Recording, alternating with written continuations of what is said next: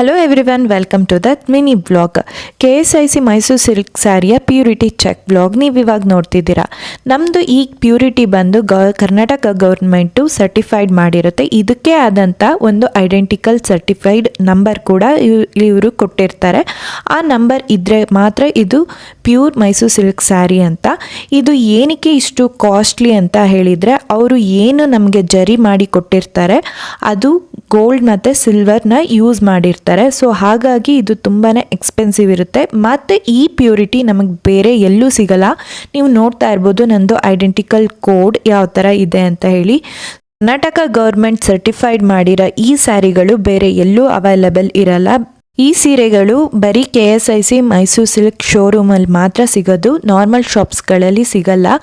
Normal ಶಾಪ್ಸಲ್ಲಿ ನಮಗೆ ಸಿಗೋದೆಲ್ಲ crepe silk sari ಆಗಿರುತ್ತೆ, ಅದು ಪ್ಯೂರ್ ಮೈಸೂರು ಸಿಲ್ಕ್ ಸ್ಯಾರಿ ಆಗಿರೋದಿಲ್ಲ.